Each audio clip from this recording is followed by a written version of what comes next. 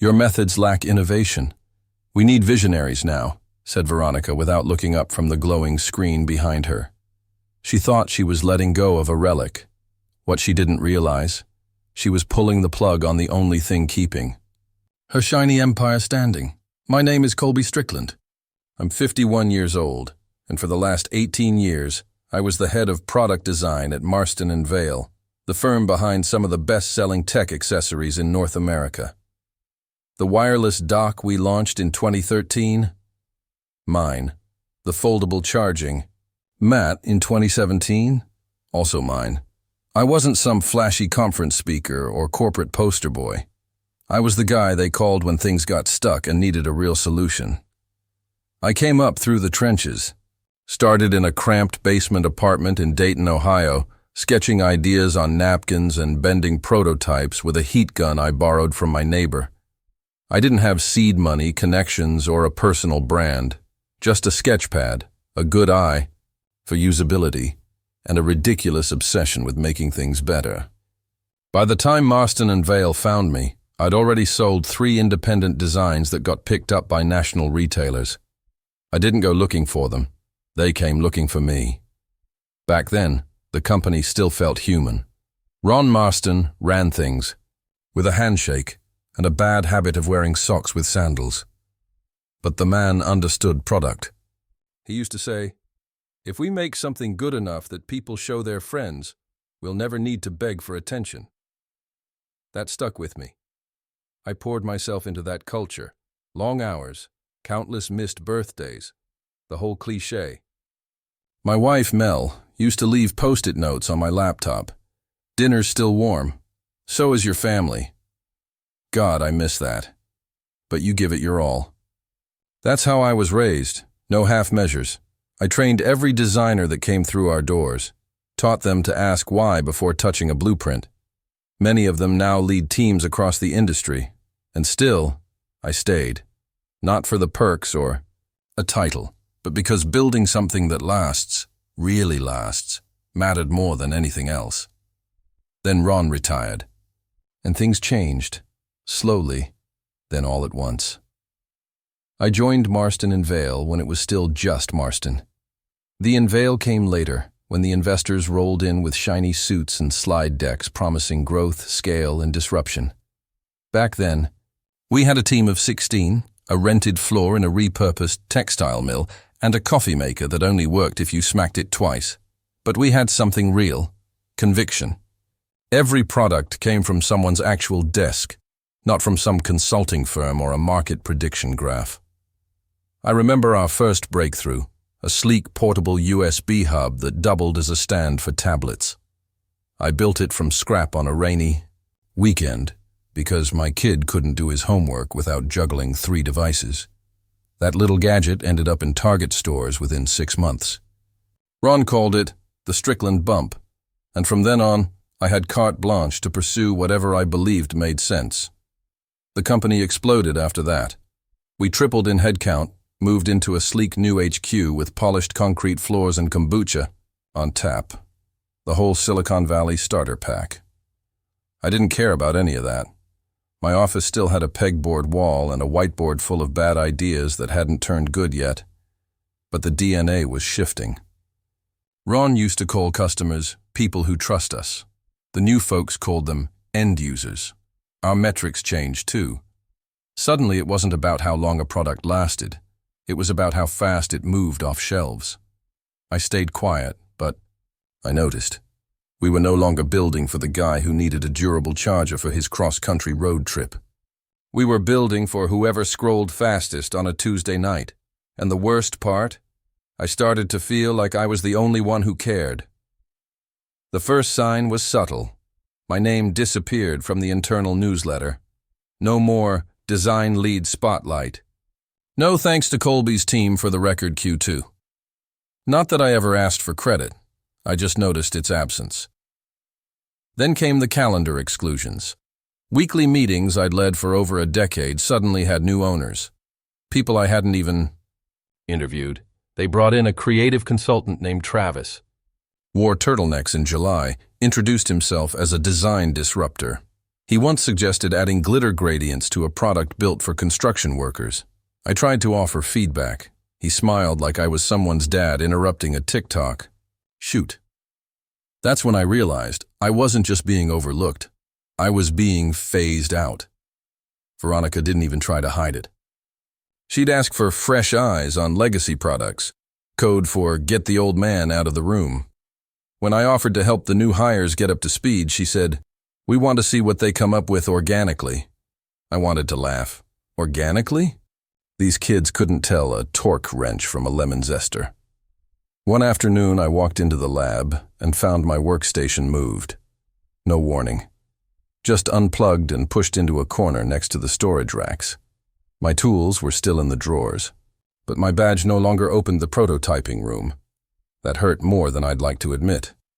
That room was sacred, where every version of every hit product had been born. I tried to talk to Veronica, scheduled a meeting. She rescheduled twice, then sent her assistant with a note. "Let's circle back next quarter." By then, half my team had been reassigned or let go. I found out Marcus, one of my protégés, had been put in charge of a redesign I created from scratch, and didn't even know I was still at the company. He apologized, eyes full of guilt. I told him it wasn't his fault. Truth is, I wasn't. Mad at him. I was mad at myself for letting it get this far without pushing back. 18 years of loyalty, distilled down to a nameplate removed from a door. And yet, I stayed quiet. I observed. I listened, and I began collecting receipts. The day after they moved my desk, I started backing things up. Quietly, thoroughly. Every prototype spec I'd ever worked on. Every bug I'd patched before launch. Every overlooked patent submission. With my name listed third instead of first, I archived it all. Not out of spite, out of precision. If there's one thing I've always believed, it's this. You don't need to swing a hammer to bring down a structure. Just know where the weight rests. They thought I was shrinking into the shadows. But I was watching them unravel in real time. Travis's first solo product launch missed every timeline. Their new design? Pretty to look at, but structurally unsound. It warped under basic pressure testing. I'd flagged that risk a year ago in an internal memo that no one bothered to read. Now they were scrambling, trying to fix a cracked casing with last-minute adhesives. Customers started returning units. Reviews tanked. And me? I was sipping coffee at home, watching from a distance. Emails started trickling in, private ones. "Hey Colby, quick question about the Gen 2 schematics." Or, "Do you remember how we handled voltage thresholds on the old batch?" I answered none of them. Not because I couldn't, but because I wouldn't. See, I'd spent years being the guy who solved problems no one else saw coming. Now, the people who pushed me out were realizing the problems weren't just technical, they were foundational. And those foundations? I built them, without blueprints, without shortcuts. One night, I got a voicemail from Veronica. Her voice was tight, carefully composed. "Hey Colby, if you have a moment, I'd love your input on some of the challenges we're facing. No pressure, just whenever you're free." I saved the message, but didn't reply. Let her sit with that silence. Let them all wonder whether the quiet guy they boxed out had walked away, or was waiting for something. Truth is, I wasn't angry. I was just awake now, and I had time. The offer came in a manila envelope, hand-delivered on a rainy Tuesday by a courier wearing a soaked jacket and a confused smile. I hadn't applied for anything, but someone had noticed. Someone had been watching the crash at Marston and Vale, and asking the right question. Who built the engine before it caught fire? The letter was from Evelyn Labs, a rising design firm on the East Coast. Quiet, agile, and respected in the industrial tech world. They didn't want a consultant. They wanted a partner, someone to lead innovation, train the new blood, and, in their words, do the work that lasts when trends don't. It wasn't just a job. It was vindication. But I didn't accept right away. First, I watched Marston and Vail spiral. Their second product launch failed harder than the first.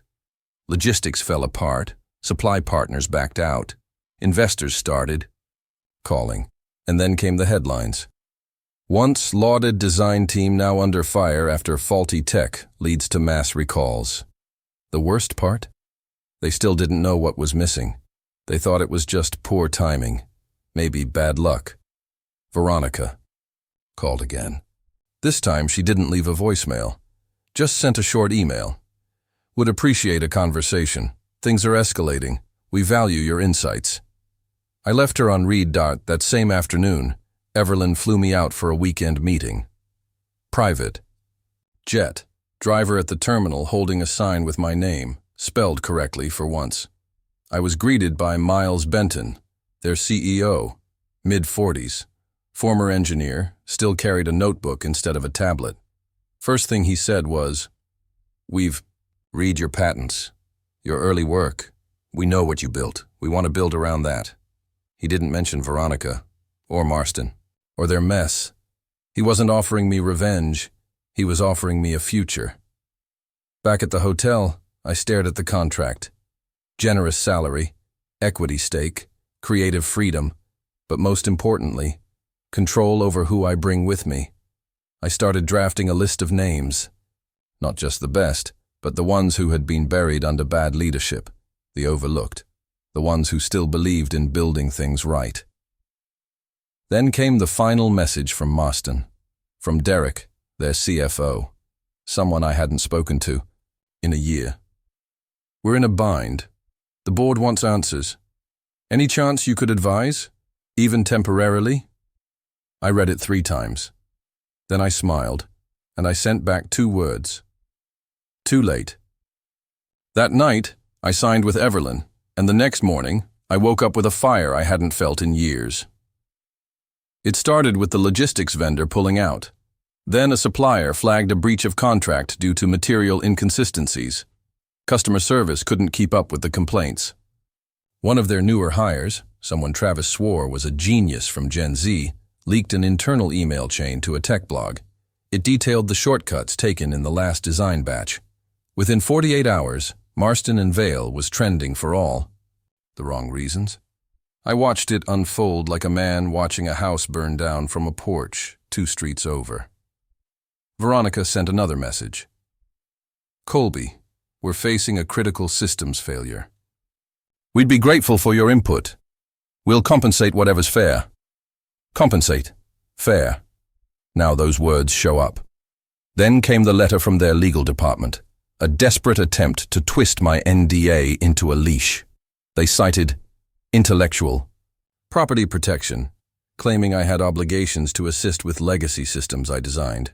Cute. What they didn't realize was that I'd already handed in every credential, scrubbed every trace of admin access, and documented, through legal channels, exactly when and how I walked away. I replied through my attorney, short and clear. All knowledge transfer was completed at the time of termination. Mr. Strickland owes no further obligations. And I meant it. They tried to pressure former colleagues into sharing old drafts. Most refused. The few who didn't? Turns out they didn't know how the system really worked either. One even emailed me at my new Everlyn address, which wasn't public. That's when I knew. They were digging, hoping I'd left a back door open. But I hadn't. I'd built the company like I built my designs, airtight, detailed, and with no loose ends. Meanwhile, at Everlyn, we were already sketching a new product. Line. Miles gave me full authority to build a team from scratch. I brought in 5 of the most overlooked minds I'd ever worked with. All of them people Marston passed over for someone younger or more modern. One of them, Jasmine, had designed 3 features still in use in the now recalled Marston product. She never got credit. Now she has her name on a patent. 2 weeks after launch, Marston's stock took a nosedive. A major retailer pulled out. Customers started calling our Everlyn line, asking if we had a version of the product, but done right this time. Veronica's last email came late one night. No subject, just, "I made a mistake." I didn't respond, because by then, the world had already responded for me. The truth didn't come in a dramatic whistleblower video or a courtroom confession. It came through a folder, thick, stapled at the corners, handed to me by someone I never expected. Gwen. She was Veronica's executive assistant, sharp, quiet, always professional. We barely exchanged more than polite hellos over the years. But now, she stood across from me at a quiet cafe in downtown Providence, her eyes scanning the room like someone who had seen too much, too long. "I shouldn't be doing this," she said, sliding the folder across the table. "But someone needs to know what really happened to you." Inside were emails, memos, internal Slack threads. They told a story, not just of bad decisions, but of a calculated campaign to erase me. After Ron Marston retired, a group of senior managers, led by Veronica and backed by an external consulting firm, planned to phase out what they called legacy dependencies. And that included me. Colby Strickland, dependency risk. That was the exact phrase in the report. They called my leadership style non-scalable. My design philosophy, artisan-based inefficiency. There was even a line that read, "He builds with loyalty." That's dangerous in a modular talent economy. It wasn't about innovation, it was about control. I sat there, the folder open. In front of me, the cafe music humming like background noise to a movie I never asked to star in. Gwen leaned in. They wanted someone they could mold, someone who would follow the script. I chuckled, half in disbelief. And I was off book. She smiled, but it was sad. "They thought you'd fight. They had a whole HR protocol prepared. But when you left quietly, they didn't know what to do." Then came the kicker. One memo revealed that a strategic partner, a global tech distributor, had offered to fund a new division, but only if I led it. The proposal was real, formal, but Veronica never told me.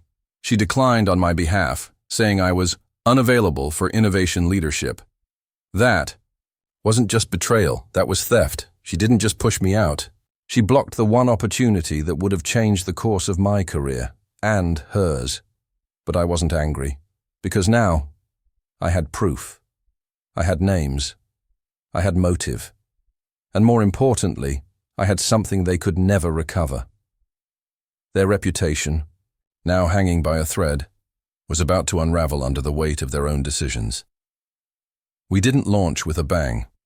No press conference, no flashy ad campaign.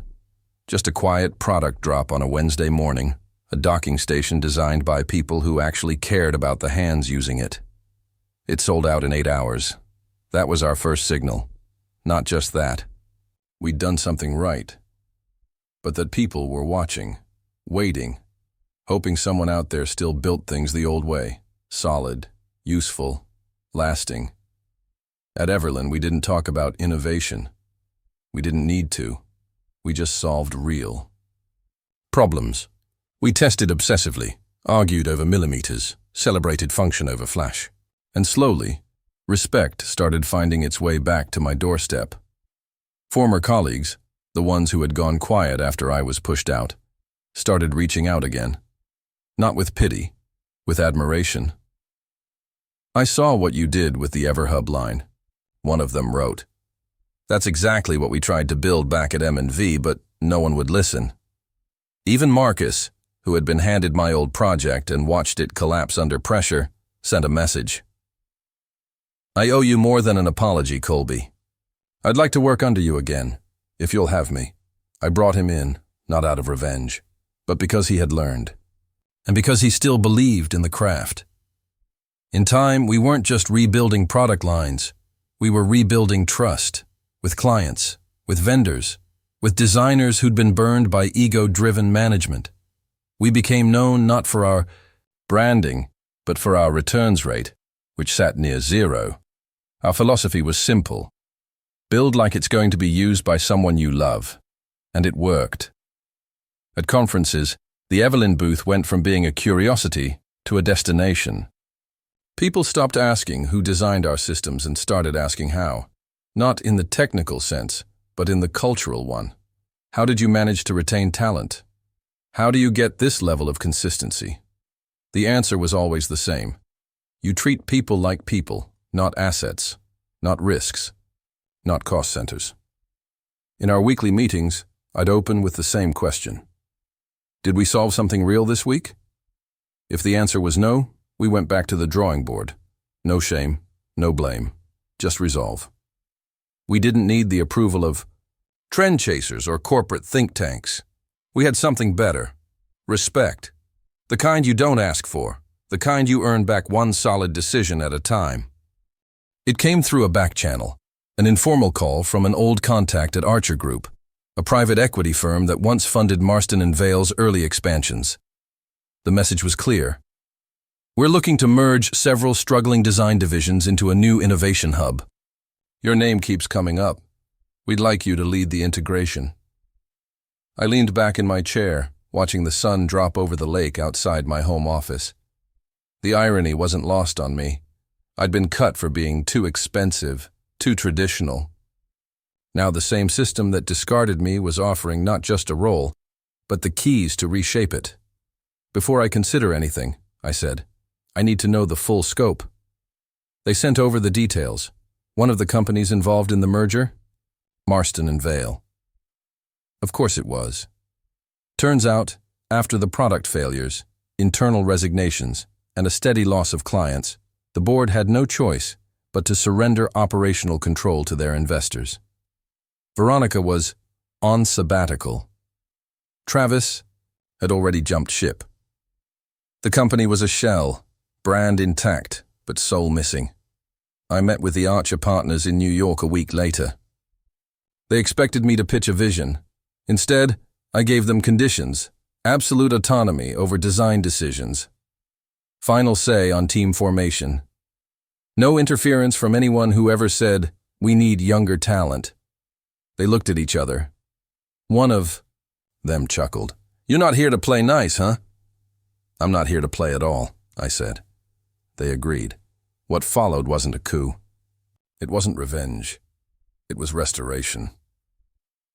I brought in my Evelyn team as the foundation. We interviewed every remaining designer at the absorbed companies, not based on resumes, but on how they talked about their work. I let go of those who were there for titles, promoted those who had been buried for years. We moved headquarters to a smaller, leaner space. No glass staircases, no digital ping-pong leaderboards. Just good tools, good people, and no more ego. When the integration was announced, the industry press ran headlines like, "Fired designer returns to lead turnaround. Old school is the new standard." But I didn't give interviews. I didn't need to explain myself. The people who understood already did. The ones who didn't weren't part of the plan. The first day back felt strange, not triumphant, not bitter, just quiet. The new HQ had been set up 2 floors below Marston & Vale's old executive wing. The same building, different energy. No logos on the walls, no promotional banners. Just clean, functional workspaces filled with focused people who didn't care about status, only about solving problems. I arrived early. No entourage, no grand announcement, just a badge that worked on every door. Walking past reception, I caught a glimpse of the same security guard who used to watch me pack my things in a cardboard box. He looked up, blinked twice, then stood up a little straighter. "Morning, Mr. Strickland," he said. I smiled. "Just Colby's fine." The conference room where they'd once removed me now held a design sprint. Jasmine was leading it. Marcus was coordinating logistics.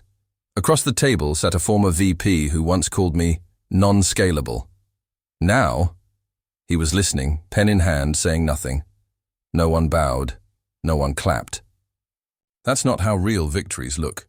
You don't need to yell when you're in the right room for the right reason. I passed by Veronica's old office, now storage. Inside, I saw stacks of unused marketing banners, leftover boxes of failed prototypes, a poster that read, "Lead with disruption." I closed the door gently and moved on. Later that afternoon, we presented the roadmap to the board. I kept it simple, no jargon, no projections pulled from thin air. Just solid products, ethical leadership, and a culture built on durability over buzzwords. One of the partners leaned forward and said, "This feels grounded." "That's the point," I said. "We're not aiming to impress. We're aiming to outlast." By the end of the quarter, we'd already outperformed their last fiscal year, with half the staff and none of the chaos. Vendors came back. Clients returned. Some asked if I'd been there all along.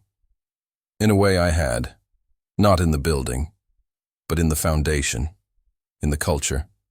In every product that still held up even after the people behind them were told they were obsolete. And now?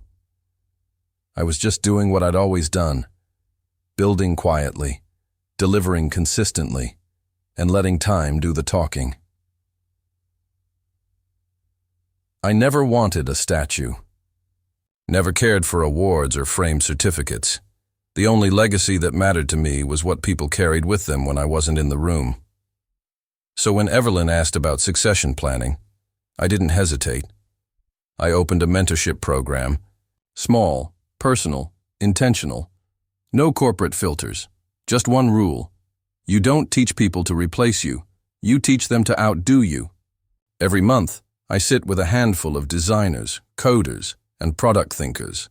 Some are straight out of trade school, others left burnt-out agencies desperate for a place where their ideas weren't chewed up and spat out. We meet in a repurposed break room, not a fancy innovation lab. The whiteboard still has notes from our last prototype session. There's a dent in the corner of the table where someone dropped a soldering iron. It's not pretty, but it works. I tell them the stories no one puts in onboarding manuals, about the product that almost blew up in a field test, the executive who wanted velvet cases for power tools, and the time a single overlooked capacitor almost ruined $1 million shipment. But more than stories, I teach them something I wish someone had told me earlier. You are not disposable. Not if you build with integrity. Not if you lead with consistency. Not if you protect your work and your worth without apology. One of the newer recruits asked me last week, "Colby, how do you know when you've made it?" I smiled. "When you stop needing to be seen," I said, "because the work speaks louder than your name." And that's the point. I'm not here to be remembered. I'm here to make sure someone better takes my place. No headlines. No revenge speech. Just the quiet sound of work being done right. Turns out, when you build with principle, you don't need to chase recognition. You don't need applause to know your worth. The people who mattered, they saw it. Eventually, even the ones who didn't, did.